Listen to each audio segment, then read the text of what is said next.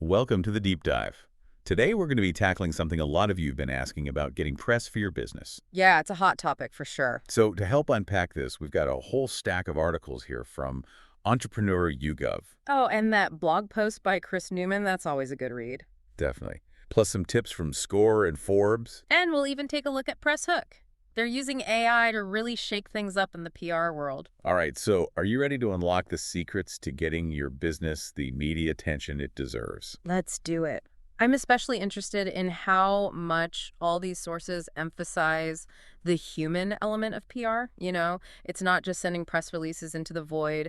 It's really about building those relationships and telling those stories that resonate with people. Yeah, so true. So first things first, if you're wondering how to make your company stand out in a sea of pitches, Which, let's face it, everyone is. well, Entrepreneur and Chris Newman both highlight the power of honing your expertise Like really finding that niche. and crafting a compelling narrative. So it's not enough to just be good at what you do. Right. You have to be able to explain it in a way that grabs people's attention. And they actually suggest getting pretty creative with your expertise. Entrepreneur gives this great example of a Tai Chi expert. Yeah, I remember that one.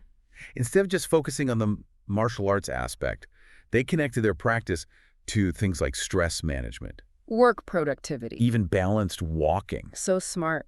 By finding those unexpected angles, they were able to tap into a much wider range of media outlets. And audiences, too. So it's like finding those hidden doorways to different media worlds. But it's not just about having those multiple entry points, right? No, you gotta have a story that draws people in. Exactly. And Chris Newman nails it when he quotes Doug Soltys from BetaKit, who says, "Founders who have done their homework and understand the types of stories that we publish." So true. Think about it. You wouldn't pitch a heavy metal album to a classical music station, right? Makes sense. You need to tailor your pitch to the publication's style and what their readers are actually interested in. So then the question becomes, how do you actually make sure your story resonates with journalists? Especially since they're probably drowning in pitches. I mean, Score mentioned some reporters are getting hundreds a day. Oh, for sure. That's where having those credentialed spokespeople comes in. Both Entrepreneur and Chris Newman emphasize the importance of having experts, Like people with those PhDs. or MDs after their name, who can really lend credibility to your story. But it's not just about the titles either, right? No, Yeah. definitely not. These folks need to be able to translate complex ideas into something everyone can understand. Well, like explain quantum physics to a 5-year-old. Right. No one wants to wade through a quote full of jargon. So it's about being the translator between your area of expertise and the average reader. I always tell people, if you can explain your tech to your grandma in a way that she not only understands but also finds interest in, And your goal. you're on the right track. Journalists are looking for those clear, concise quotes that add weight to their stories without, bogging down the reader. So we've got the expertise, we've got the compelling story. What else can we do to really make our pitch stand out? Data. That's a secret sauce, according to, well, everyone, really. Entrepreneur, YouGov, Chris Newman. Journalists are hungry for data-driven stories. Especially if that data can be tied to current events or trending topics. Oh, definitely. YouGov gives a great example of Bankrate using a survey about holiday spending during a time of high inflation. Oh, right. And that landed them coverage in some major outlets. Smart. So it's all about finding that hook that ties your story to what's already on people's minds. But YouGov takes it a step further. How so? They actually suggest thinking in terms of headlines when you're generating that data. That's brilliant. It's like working backward from the goal. If you can craft a compelling headline that's backed up by solid data. It's like you're basically handing the journalist a ready-made story. Totally. And Entrepreneur even suggests using infographics to visually present your data. Makes it easier for everyone to digest, right? Yeah, for journalists and ultimately their readers too. So let's say you've got all your ducks in a row. Your expertise is honed, Your narrative is compelling. and you've got the data to back it up. What's next? Building those all-important relationships with journalists, right? Absolutely. And just about every source we've got here says personal connections are invaluable. But Score throws in a really important caveat. Let me guess. While email is convenient. It might not always be the best way to stand out. So do your research first. Yeah, before you hit send on that pitch, do a little digging. Some journalists are all about email. But others might prefer a phone call. Maybe a DM on Twitter. Figure out their style and cater to it, and you'll instantly stand out. It's all about showing you've done your homework and that you respect their time and preferences. Journalists are busy people. Anything you can do to make their lives easier will go a long way. So we've got our expert lined up, we've crafted our data-driven story, we've figured out how to approach the journalist. Now comes the big moment, crafting that killer pitch. Dun, dun, dun, dun. What have our experts got to say about this? Well, almost everyone, Chris Newman, SCORE, Axios, BetaKit, Vancouver Tech Journal, they all stress that you need to pitch actual news. Journalists aren't interested in thinly veiled marketing pitches. Or company updates that only matter to you? Right, you need to offer something significant. Something that their readers will genuinely find interesting or informative. Axios and Vancouver Tech Journal even give specific examples of what not to pitch. Things like website redesigns, headcount milestones, or new offices, unless, of course... Unless you've just landed a deal for a whole skyscraper. Exactly. Those things might be exciting for your team. But they're not going to grab the attention of a wider audience. It's about understanding that threshold of newsworthiness. So ask yourself, would someone outside my company care about this? And if the answer is no, it's probably not worth pitching. So how do we craft a pitch that's actually going to make a journalist set up and take notice? Well, Chris Newman's blog post has some fantastic advice straight from the mouths of journalists. Things like clear, concise writing. Ditch the jargon. Yes. And make sure you include all the key information up front. So what type of news is this? What's the target date for publication? Is there anything exclusive you can offer? Oh, yeah. Journalists love a scoop. So if you can give them something they won't find anywhere else. You're already ahead of the game. And don't forget about having all your assets ready to go. So that means Press releases, high-resolution images. maybe even a dedicated data room for more in-depth information. Oh, speaking of data rooms. What is a data room anyway? Well, a data room is basically a secure online repository where you can share confidential documents and information with journalists. Makes sense. It's a great way to provide them with all the background they need to write a comprehensive and accurate story, especially if you're dealing with sensitive data or financial information. Okay, so you've sent off your killer pitch. Now we just sit back and wait for the interview requests to roll in. Well, not quite. Remember, journalists are incredibly busy people, and they're often juggling multiple stories at once. It's true. Chris Newman's blog highlights the importance of giving journalists enough time to do their job properly. No hounding them every 5 minutes. Exactly. Don't expect a response within an hour. It might take a few days Maybe even a week. for a journalist to get back to you. That's where a little patience and understanding goes a long way. For sure. It's about respecting the journalistic process. A well-researched and thoughtfully written article takes time, especially if it involves interviewing multiple sources and verifying facts. If you're constantly pestering a journalist for a response, You just come across as unprofessional and impatient. and remember, even if a journalist declines your pitch, it's not necessarily a dead end. Right. It might just not be the right story at the right time. So keep building that relationship. Stay top of mind. And be ready to pitch again when you have something truly newsworthy to share. Exactly. Building relationships takes time and effort, but the payoff can be huge once you've established a rapport with a journalist. They're more likely to be receptive to your pitches in the future. Okay, so we've talked about crafting the perfect pitch, but there's another big question that often comes up. Should you hire a PR firm? Ah, yes. To PR or not to PR? Chris Newman's blog actually has quotes from various journalists revealing their diverse perspectives on this. Some see value in PR firms, others prefer direct pitches from founders. Seems like there's no easy answer. Yeah. The decision of whether or not to use a PR firm really depends on your specific needs and resources. SCORE highlights the practical expertise that PR firms can offer. Pitching, Writing press releases. crafting narratives, Oh, and maybe most importantly, connecting you with the right journalists. they've already got those relationships built, which can be a huge advantage, especially if you're just starting out. But Kia Kokalacheva from Axios makes an interesting point. She says for small startups, the founder should be able to handle PR themselves. She's not wrong. It's like, it's not sorcery, just good communication. Yeah. And she emphasizes that journalists are always looking for good stories, Regardless of whether they come from a PR firm. or directly from the source. That's a really empowering message for entrepreneurs. It means you don't necessarily need a big budget or a fancy PR agency to get your story out there. If you've got a compelling story to tell, And you're willing to put in the effort to build relationships with journalists? you can definitely make some noise on your own. Absolutely. So it's all about weighing the pros and cons. If you've got the time, resources, and confidence to handle PR yourself. Go for it. But if you're feeling overwhelmed or you need a little extra help, a PR firm can be a valuable asset. Exactly. It's all about finding the right approach for your business and your specific goals. Now let's talk about a company that's taking a really innovative approach to PR press hook. They're using AI to connect brands with journalists. Such a fascinating development in the PR landscape. It really speaks to the power of technology to streamline and enhance traditional processes. By leveraging AI, Presshook's able to analyze massive amounts of data To identify the most relevant journalists for a particular story. and then connect them with brands that are a good fit. And they've got some impressive success stories to back up their approach. They helped a food subscription service get mentioned in 116 articles, Wow. reaching a staggering 1.6 billion readers. That's incredible. And a glassware startup saw a 30% boost in sales after working with Presshook. Seems like this AI-powered approach is really paying off for some businesses. It's definitely something to watch, especially for smaller businesses that might not have the resources to hire a full-fledged PR firm. By using AI to automate some of the more tedious and time-consuming aspects of PR. Like media list building. Pitch targeting. Presshook's essentially leveling the playing field, giving even the smallest companies a chance to compete for media attention.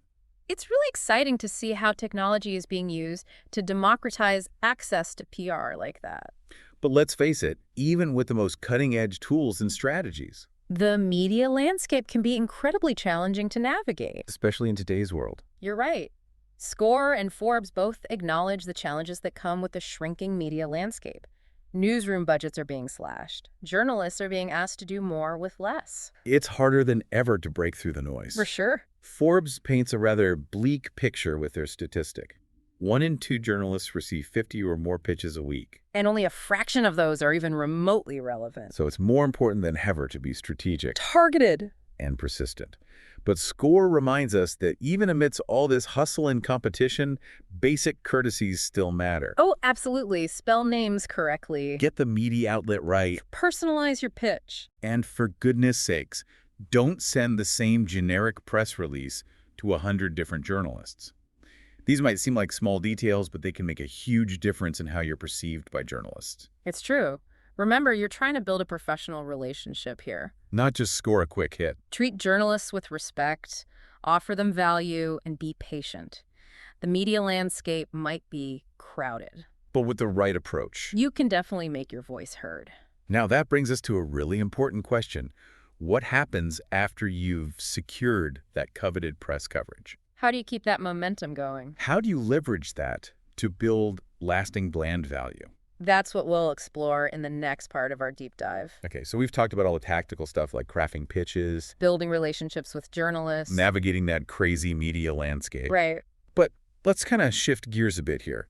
What's the bigger picture? How does all this press coverage actually translate into tangible value for your business? That's where things get really interesting. You see, it's easy to get caught up in the excitement of getting your name in lights. For sure. But the real magic happens when you start thinking about press coverage as a long-term investment in your brand. It's like that Forbes article we have here. They talk about using press coverage to boost the perceived value of your products and services. Almost like adding a layer of gold plating to your brand. Exactly. It's about leveraging that third-party validation. To build trust and credibility with your target audience. Think about it. When you see a product or service featured in a reputable publication, It instantly carries more weight than if you just saw it advertised on the company's website. it's like borrowing trust from a source that people already respect. You're not just tooting your own horn, you've got someone else vouching for you. And Forbes makes a great point about how this enhanced trust can actually translate into higher prices. Because consumers are savvy. They know that a company's website and marketing materials are designed to show their products in the best possible light. Right. But when an independent media outlet features your company, It adds a layer of authenticity that's hard to replicate. it tells consumers that you're not just hyping yourself up. You're actually delivering something valuable. And that perception of value allows you to command a premium for your products or services. People are willing to pay more for something they believe is worth it. It's like the difference between a mass-produced trinket and a handcrafted heirloom. The craftsmanship, the story behind it, the fact that someone else has deemed it valuable, all those factors contribute to its perceived worth. So how do you actually turn those press mentions into a brand building machine? Well, Forbes has some really practical strategies here. They suggest creating a newsroom section on your website. Where you prominently feature all your press coverage. It's like creating a trophy case for your media wins. I like that. Imagine a potential customer landing on your website and seeing logos from the New York Times, Forbes, or TechCrunch publications they already know and trust. It instantly elevates your brand's perceived value. Gives you an aura of credibility. It's a subtle but powerful way to showcase your accomplishments. And reinforce that third-party validation we were talking about earlier. And it's not just about bragging rights. It's about providing social proof. People are more likely to trust a brand that others have already endorsed. So by showcasing your press coverage, you're essentially tapping into that herd mentality. Showing potential customers that you're a safe bet. Forbes also emphasizes the importance of being strategic about where you seek coverage. It's not just about getting any press, it's about getting the right press. You need to target media outlets that align with your buyer persona. If you're selling luxury travel packages, Getting featured in a budget travel blog probably won't move the needle for you. you need to be in those publications that your ideal customers are actually reading and trusting. It's about meeting your audience where they are and speaking their language. It's also about understanding the nuances of different publications. Some might lend more credibility to your brand than others, depending on their readership and their reputation. Absolutely. A glowing review in a niche industry publication might carry more weight with your target audience than a brief mention in a general news outlet. It's all about understanding the context and choosing your media targets wisely. And of course, as with any marketing effort, you need to track your results. Forbes stresses the importance of meticulously tracking leads. To understand where they're coming from and how much it costs to acquire them. This is where the rubber meets the road. You need to be able to measure the return on your PR investment, just like you would with any other marketing activity. Are those press mentions actually driving traffic to your website? Are they generating leads? Are those leads converting into paying customers? If you're not tracking this data, You're essentially flying blind. you need to know what's working and what's not, so you can refine your strategy and maximize your ROI. It's about treating PR as a science, not just an art. You need to be able to analyze the data, draw conclusions, and make adjustments based on what you're seeing. It's an iterative process, and the more data you have, the better decisions you can make. Now, here's where it all comes together. The Forbes article connects press, brand value, and the power of emotional connection with consumers. They cite a statistic that 86% of consumer buying behavior is driven by emotional needs. 86%. Wow. Think about that for a second. Most purchasing decisions are not purely rational. We like to think of ourselves as logical beings, Carefully weighing the pros and cons before making a purchase. but the reality is, Our emotions play a huge role in what we buy and why we buy it. so it's not just about features and benefits, right? Yeah. It's about how your brand makes people feel. It's about tapping into those deep-seated desires and aspirations that drive our behavior. Exactly. They give the examples of Apple, Nike, and Coca-Cola. These are brands that have mastered the art of building emotional connections. For sure. Think about Apple. They're not just selling phones and computers. You're selling creativity, innovation, and a sense of belonging to a tribe of like-minded individuals. Nike is about more than just athletic performance. It's about pushing your limits, achieving your goals, and feeling empowered. And Coca-Cola. They're selling happiness in a bottle. These brands understand that people don't just buy products. They buy into stories. They buy into emotions. They buy into a sense of identity. And that's what makes their brand so powerful and enduring. And that's the challenge Forbes puts forth for us as business owners. How can we tap into those emotions and values? What story are we telling? What needs are we fulfilling beyond the purely functional? It's a question worth pondering because ultimately, The most successful brands are those that resonate with consumers on a deeper level. forging connections that go beyond mere transactions, They become part of their customers' lives. representing something meaningful and aspirational. And that's where press coverage comes full circle. If you can tell your story in a way that connects with people emotionally, and you can get that story amplified through media coverage, It can have a profound impact on your brand's value. it's about harnessing the power of storytelling. To create a brand that people not only trust, but also genuinely connect with. It's about moving beyond the transactional. And forging lasting relationships built on shared values and aspirations. All right, so we've covered a lot of ground here, from honing your expertise To crafting killer pitches. to understanding the media landscape and leveraging press coverage to build long-term brand value. We've even delved into the fascinating world of AI-powered PR. And the importance of emotional connection. And we've gleaned some seriously valuable insights from these sources. It's clear that getting press for your business is more than just a publicity stunt. It's a strategic imperative that can have a lasting impact on your brand's perception and ultimately its success. But before we wrap up this deep dive, I think it's important to touch on another crucial aspect of PR. Navigating the potential pitfalls. Because even the best laid plans can go awry. And it's important to be aware of the common mistakes that can derail your PR efforts. Chris Newman's blog post offers some insightful warnings from journalists about what not to do.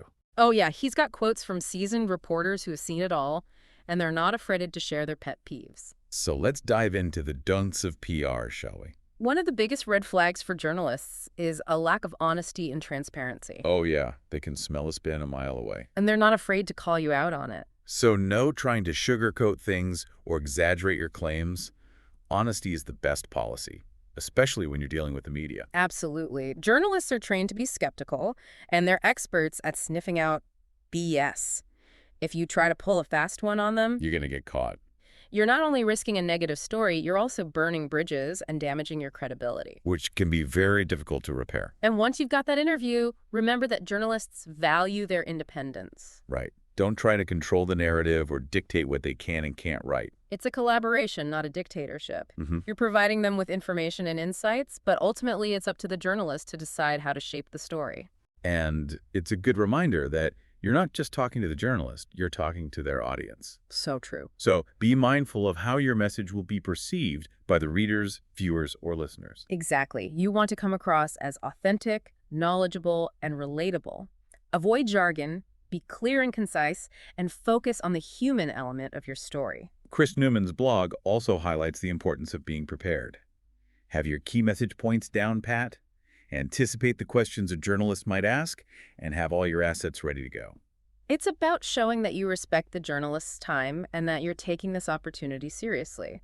Have your press release, high-resolution images, and any relevant data or background information easily accessible. And if you're dealing with a more complex or sensitive story, consider setting up a data room where journalists can access all the necessary documentation in a secure and organized way. It's a good idea. A data room is basically a virtual library where you can store all those important documents, financial statements, research reports, anything a journalist might need to verify your claims and get the full picture. It shows that you're transparent and that you're willing to provide journalists with all the information they need to do their job properly. And speaking of making their job easier, avoid pitching multiple reporters at the same publication. Oh yeah, that's a big no-no. Journalists are a tight-knit community. They talk to each other. If you're spamming an entire newsroom with the same pitch, It's not a good look. you're not only annoying them, you're also coming across as desperate and unprofessional. It's much better to target your pitch carefully and focus on building a relationship with one reporter at a time. Right. Do your research, identify the journalist who covers your industry or area of expertise, and craft a personalized pitch that speaks directly to their interests and their audience. And while we're on the subject of targeting, make sure you're pitching the right reporter. Ah. It sounds obvious, but you'd be surprised how many pitches land in the wrong inbox. I know, right? Don't pitch a story about your new line of vegan cosmetics to a journalist who covers the automotive industry. Do your homework, read their previous articles, understand their beat, and make sure your story is a good fit for their audience. And remember, even if a journalist says no to a pitch, it's not necessarily a no forever. Sometimes it's just not the right story at the right time. Chris Newman reminds us that it might just not be the right story at the right time. Exactly. Journalists are always looking for fresh, timely, and relevant stories. Keep building those relationships, stay top of mind, and be ready to pitch again when you have something truly newsworthy to share. Persistence and patience are key in the PR game. And once you've got that story published, resist the urge to nitpick or complain about minor details. Oh, I know it can be tempting. I know it can be tempting to want everything to be perfect, but remember, the journalist has invested time and effort in telling your story. Be gracious, thank them for their time, and focus on the bigger picture. A small factual error or a slightly less than ideal headline is not worth jeopardizing the relationship you've built. It's so true. Choose your battles wisely. So we've talked about the do's and don'ts of PR, But ultimately, what does this all mean for you as you navigate the media landscape and strive to get press for your business? It means that getting press coverage is not just about sending out a bunch of pitches and hoping for the best. It's a strategic process that requires careful planning, thoughtful execution, and a deep understanding of the media landscape. It's about crafting compelling narratives, building relationships with journalists, understanding the power of data, and being prepared to handle both the successes and the setbacks that inevitably come with the territory. And perhaps most importantly, it's about being authentic, passionate, and genuinely invested in sharing your story with the world. Because when you're truly passionate about what you do, it shines through in everything you do, from your pitches to your interviews to your overall brand presence. And that authenticity is what ultimately resonates with journalists and their audiences, making your story stand out in a crowded media landscape. Press coverage is not just about getting your name out there. It's about building a brand that resonates with your target audience on an emotional level. Invest the time to understand what truly motivates your customers, what their hopes and dreams are, what keeps them up at night, and let that guide your press strategy. So well said. It's not just about shouting your message from the rooftops. It's about connecting with people on a deeper level, tapping into their emotions, and building a brand that truly stands for something. And remember, building a successful media presence takes time and effort. It's a marathon, not a sprint. You're not going to land a front page story overnight. But with persistence, strategy, and a genuine desire to connect with your audience, you can definitely start making waves. So true. Keep refining your approach. Stay persistent and celebrate every win along the way, no matter how small. Every press mention, every interview, every positive review, it's all part of the journey. And remember, the most important ingredient in any successful PR strategy is authenticity. Be true to yourself, be passionate about your business, and let that shine through in everything you do. Thanks for joining us on this deep dive. We hope you've gained some valuable insights to help you on your journey of getting press for your business. Until next time, happy pitching.